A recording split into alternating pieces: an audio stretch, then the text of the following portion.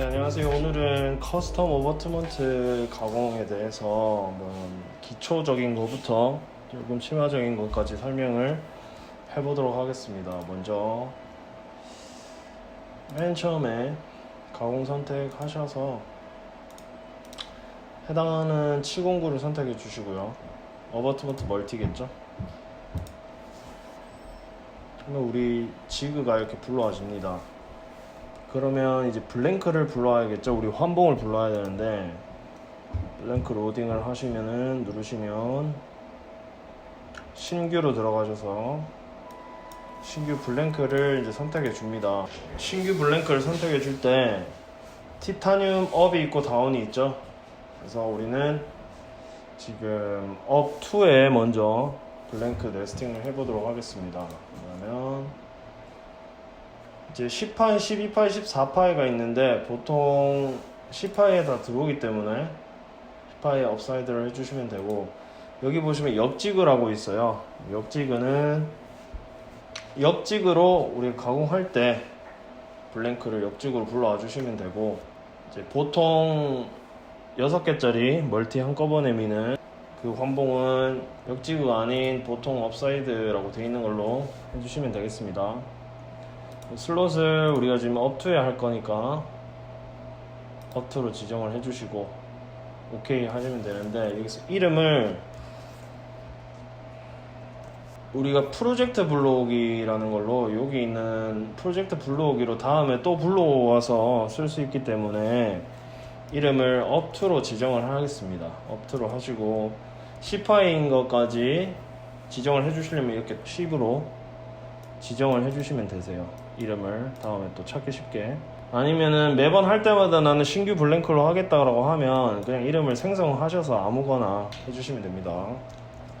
저는 up to 10파이 이렇게 지정을 할게요. 이렇게 하면은 우리가 하고 싶은 up to에 이렇게 블랭크가 불러와지고요. 환봉이 이렇게 불러와지죠. 그러면 이제 디자인을 한번 불러와 보겠습니다.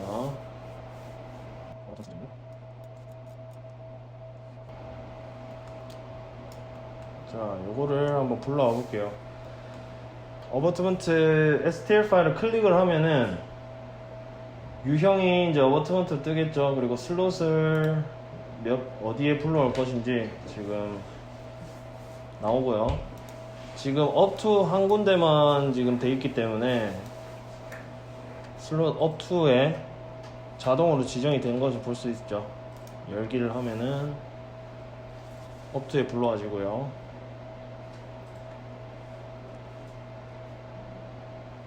이렇게 불러와집니다. 이거를 확대를 해보겠습니다. 확대를 좀 하면 아시다시피 이제 디자인을 하신 거는 여기 분홍색 준비선 윗부분, 이 부분을 우리가 커스텀으로 디자인을 한 거겠죠. 그리고 이 어버트먼트 베이스 이 분홍색 부분 밑부분은 라이브러리겠죠. 해당하는 케이스는 오스템 레귤러 라이브러리인데, 요거는 이제 디자인 하실 때 주문서 넣을 때 지정이 되는 것이고, 우리가 디자인한 부분은 이 부분입니다. 그래서 환봉에 이미 오스템 레귤러를 환봉을 쓰시면 이 부분이 밀링이 미리 돼 있는 거고요. 요 윗부분을 우리가 커스텀으로 밀링을 하는 거겠죠. 그렇기 때문에 이 분홍색 선이 이 환봉의 밑단과 정확하게 일치해야 되겠죠. 일치하는 방법은 지금 설명을 드려보겠습니다. 먼저 몸통을 클릭하시고요. 디자인을 클릭하시면 이렇게 노란색이 되죠. 이 상태에서 오른쪽 클릭하시면 쭉 리스트가 뜨는데, 여기서 스크류 채널 축의 부품 조정, 스크류 채널 축의 부품 조정을 클릭을 하시고요. 그러면 이런 탭이 뜹니다. 이 탭에서 오른쪽 윗부분에 보시면은 이렇게 노란색 막대 모양과 화살표 모양 되어 있는 걸 보실 수가 있는데, 요거를 클릭하시면은 먼저 우리가 디자인한 부분이 뜨게 되고 환봉은 사라지죠. 이 상태에서 마우스 커서를 올리면 커서가 화살표에서 손가락 모양으로 바뀌는데, 이 상태에서 먼저 분홍색 선을 클릭을 해주고요. 클릭을 하면 환봉이 이제 뜨게 되겠죠. 환봉 부분에서 우리가 클릭해야 될 부분은 바로 밑단 부분인데요. 오른쪽 마우스 오른쪽 클릭하셔가지고 비튼 다음에 마우스로 이제 밑단 부분을 아무데나 클릭을 이렇게 하시면은 이렇게 딱 맞게 지정이 되죠. 이 정도에서 딱 맞게 보이는데 여기서 끝낼 게 아니라 확대를 쭉 하시면은 안 맞죠. 왜냐하면은 픽셀 자체가 확대가 조금 돼 있는 상태에서 우리가 지금 지정을 해줬기 때문에 확대를 좀 많이 하시게 되면은 조금 안 맞는 부분이 있을 수가 있어요. 그래서 최대로 확대를 이렇게 해주시면은 환봉이 안 보일 때까지, 이러면 최대로 확대가 된 거예요. 이 상태에서 한 번 더 해주시는 거예요. 이거를 클릭을 하시면은 지금 확대가 많이 돼 있는 상태이기 때문에 환봉이 안 보이게 되겠죠. 이 상태에서 환봉이 있다고 생각하시고 마우스 오른쪽 클릭하셔서 비틀어 주시면은 이 밑단이 까맣게 이렇게 보이게 됩니다. 확대를 좀 줄여 볼게요. 주 마우스로 하면은 그렇죠. 이게 이 까만 부분이 밑단인 거를 알 수가 있죠. 그래서 밑단 부분을 클릭을 하겠습니다. 클릭을 하게 되면은 이제 확대를 아무리 해도 딱 맞죠. 그래서 두 번을 나눠서 하는 이유는 처음부터 확대를 하면 안 됩니까? 라고 물으시는데, 처음부터 확대를만 하게 되면 환봉이 처음부터 안 보여서 위에 가 있기 때문에 이 차이가 엄청나게 커지기 때문에, 픽셀이 작은 상태에서는. 그래서 두 번을 나눠서 좀 가까이 환봉이 오게 한 다음 확대를 최대로 해준 다음에 한 번 더 해주는 겁니다. 그렇게 하면은 일단 이 준비선과 환봉 밑단을 딱 맞게 하는 작업을 하실 수가 있고요. 그리고 다음 설명을 위해서 블랭크를 하나 더 불러오도록 하겠습니다. 자, 업3에 한번 다시 한 개 더 불러와 보도록 할게요. 똑같이 업3 18짜리 슬롯을 업3로 할게요. 그럼 이 오른쪽에 업3 부분에 하나 더 생겼죠. 그리고 제가 디자인을 좀 긴 케이스를 하나 불러와 보겠습니다. 유지구도 디자인이 돼 있고 조금 긴 케이스가 여기 있거든요. 네, 이거를 슬롯 업3에 해서 열기를 하시면은, 기다리시면 여기에 불러와지죠. 이 상태에서 이 케이스 같은 경우에는 준비선이 일단 밑단에 딱 맞게 설정이 돼 있는 상태고, 이 유지구를 설명을 좀 드릴게요. 유지구는 지금 정면에 이렇게 볼 수 있게 돼 있는데, 우리 어버트먼트 가공 같은 경우에는, 커스텀 가공 같은 경우에는 뻘을 이렇게 틸팅해서 이 부분을 밀지를 않아요. 항상 뻘은 수직으로 위에서 내려오고 지그가 180도 돌아서 이렇게 180도가 쭉 돌아가지고 또 뻘가 정면에서 오게 되는 거죠. 그러니까 좀 더 쉽게 설명을 하면은, 자, 이 지그가 투명색으로 투명하다고 생각하시고, 자, 이 지그를 이 상태에서 뻘가 위에서 내려와서 밀고요. 이렇게 쭉 돌아가지고 또 위에서 내려오고, 그렇게 두 방향에서 미는 겁니다. 절대 이런 식으로 틸팅해서 요 면을 밀거나 이렇게 틸팅이 돼서 이렇게 밀거나 하지 않아요. 그러니까 쉽게 말해서 이 유지구가 정면이나 뒷면에 있어야 되는 거죠. 제가 요거를 회전을 시켜 볼게요. 똑같이 스크류 채널 축에 부품 조정 들어가시면은 각도 중분 60도로 돼 있어요. 이 상태에서 시계 방향 회전을 한번 누르시면은 요 밑에 있는 육각형 헥사 부분이 변하지 않으면서 윗부분은 이렇게 회전이 되죠. 이 헥사 부분은 왜 안 변하냐면, 이게 정육각형이기 때문에 지금 각도 중분을 60도로 해서 한번 돌린 거기 때문에 60도로 아무리 돌려도 밑에 헥사 부분은 변하지 않습니다. 이해하셨죠? 자, 이 상태를 보시면은 유지구가 인전면에 있죠. 그럼 아까 설명드렸듯이 뻐가 수직으로 내려오게 되면은 이 유지구가 언더컷이 되겠죠. 그리고 반대편에서 뽀가 이렇게 와도 인전면 부분은 언더컷이 되기 때문에 위주구가 제대로 밀리지가 않습니다. 그렇다면 시계 방향으로 회전을 한번 더 해봐서 한번 보도록 하겠습니다.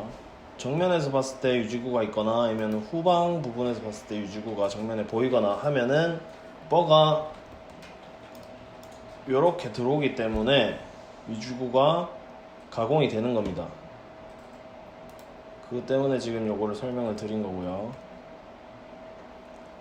요렇게 틸팅이라기보다 회전을 시켜주시면 되겠습니다. 자, 그리고 이 긴 케이스는 우리가 커넥터를 달아주시는 부분에서 조금 다를 수가 있어요. 왜 그러냐면은, 자, 커넥터를 들어가서 설명을 한번 드릴게요. 지금 기본 각도가 7도로 돼 있죠?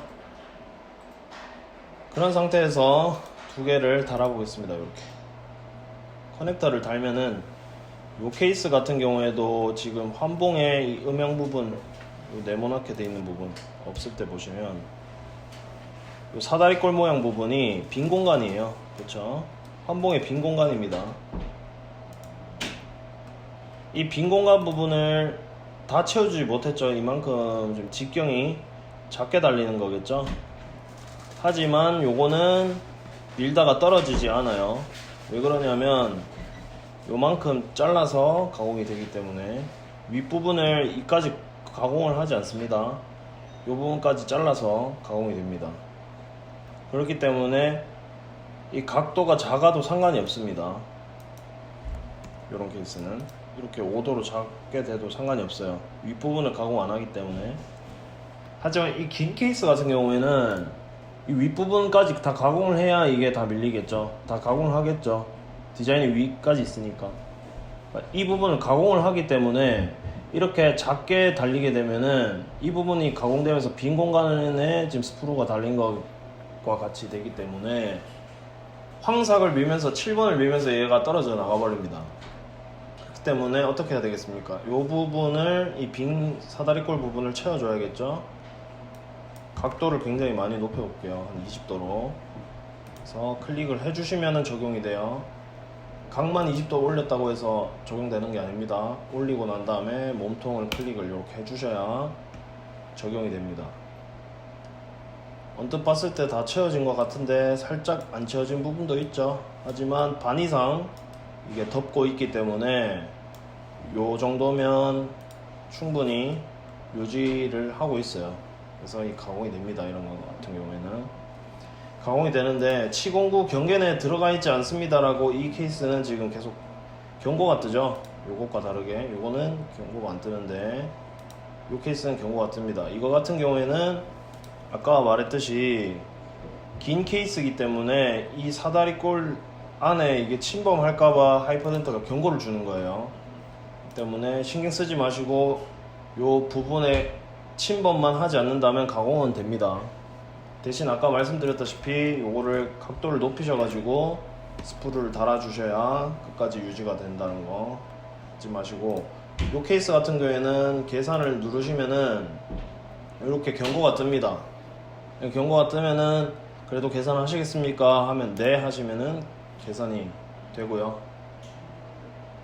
그렇죠. 이렇게 계산을 하시면 되겠습니다.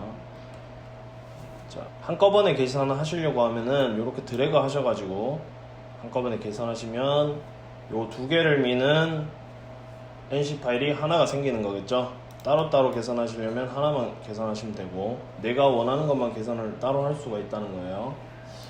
그리고 6개를 한꺼번에 계산하실 거면 블랭크 6개 불러온 다음에 디자인도 6개 다 세팅을 하시고 한꺼번에 해서 6개를 계산하시면 되는 겁니다.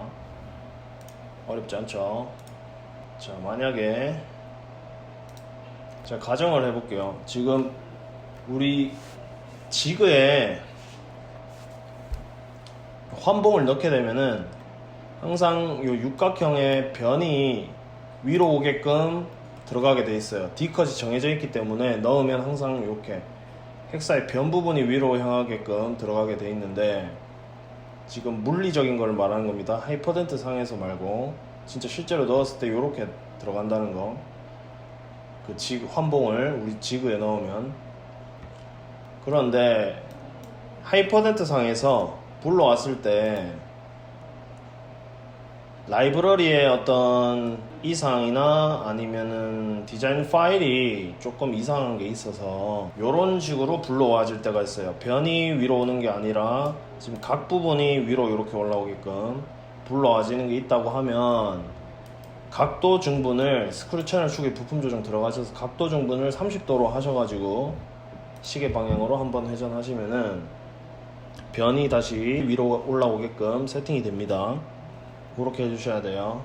그래야 우리가 진짜 가공을 해서 모델 안에 넣었을 때 각 이상 없이 내가 디자인한 대로 방향이 들어가게 되겠죠. 그걸 꼭 기억하셔야 됩니다. 자, 그리고 템플릿에 대해서 제가 설명을 좀 더 드릴 텐데, 템플릿은 기본 값을 쓰시면 되는데, 지금 여기 보면 1.0D, 1.0D, 1.5D, 그 다음에 2.0D 이렇게 있는데 몇 번까지 써서 마무리를 하느냐 차이고요.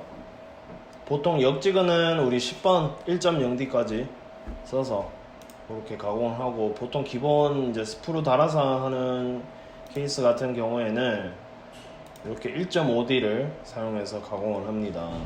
그러니까 9번까지 쓴다는 거죠. 그것만 알고 계시면 되겠습니다. 그리고 3축이죠 전부. 아까 말씀드렸다시피 A축만 180도 돌아서 앞뒷면을 깎는다는 거 알고 계셔야 됩니다. 그 개념을.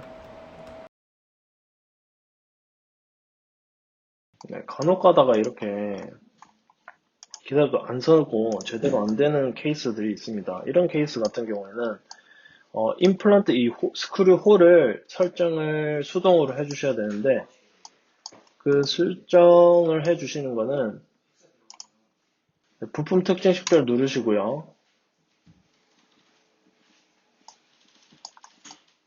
자, 임플란트 인터페이스를 클릭하시고 이 내면을 확대하셔가지고 점 3개를 클릭해 주시면은 잡힙니다. 근데 이렇게 한 번에 제대로 안 잡히는 경우도 있어요. 다시 잡아주시면 됩니다. 네, 예쁘게 잘 잡히는 것을 볼 수 있죠. 이렇게 잡고 나면 오른쪽 클릭했을 때 스크류 채널 축에 부품 조정 탭이 생깁니다. 그러면 클릭해 주시면 자동으로 네, 이렇게 서게 되고, 아까 우리가 해줬던 거 그대로 해주면 되겠습니다. 확대해서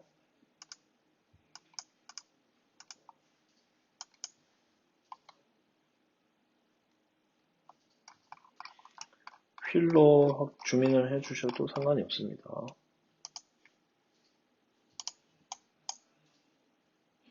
바닥이죠? 클릭하시고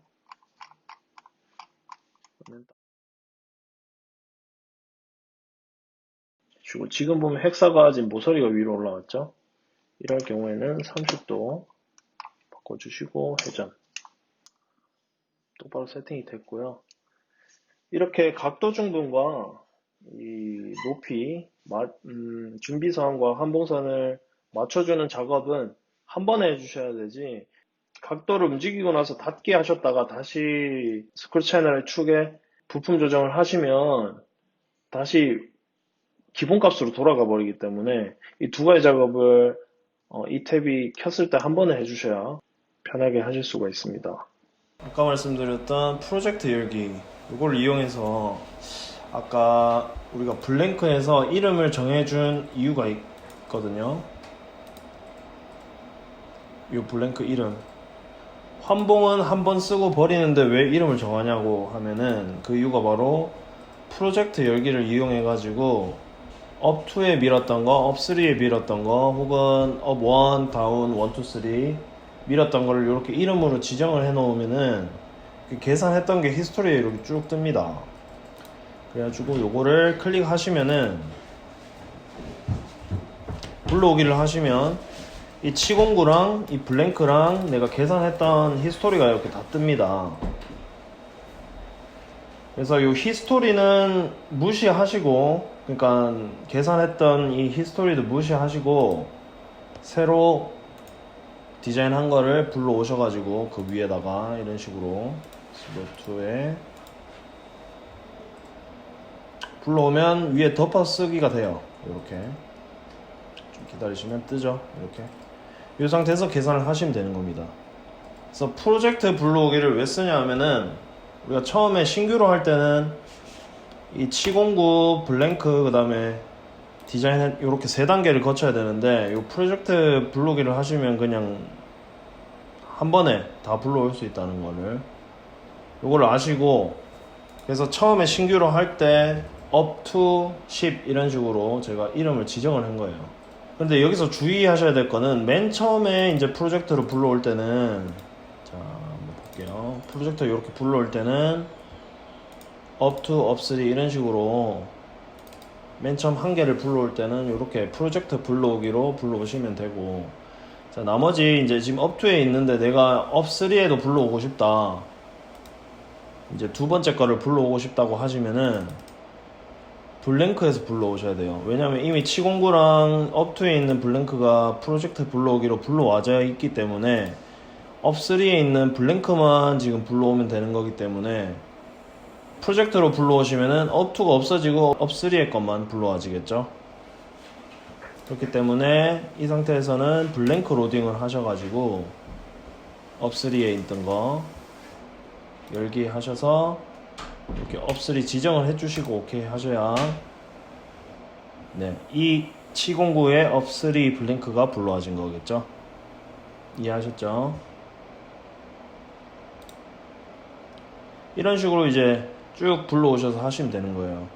만약에 이 up3 뭐 down1 이런 식으로 이름을 지정을 안 하셨으면 여기서 그냥 블랭크 하셔서 신규 하셔가지고 재료에 다시 다운 들어가셔가지고 뭐 슬롯 정하시고 이런 식으로 항상 신규로 새로 하셔야 되는데, 맨 처음에 할 때 이렇게 이름을 정해 주셨으면 바로 불러오시면 되는 거예요. 히스토리에서. 간단하죠? 그렇게 하라고 이름 정하는 걸 제가 가르쳐 드린 거예요.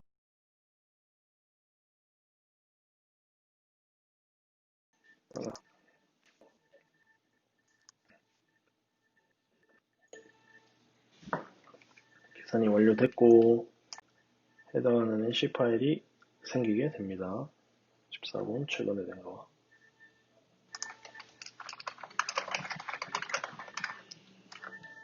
이렇게 이름을 바꾸셔도 상관이 없겠죠. 구분을 하려고 한 거니까.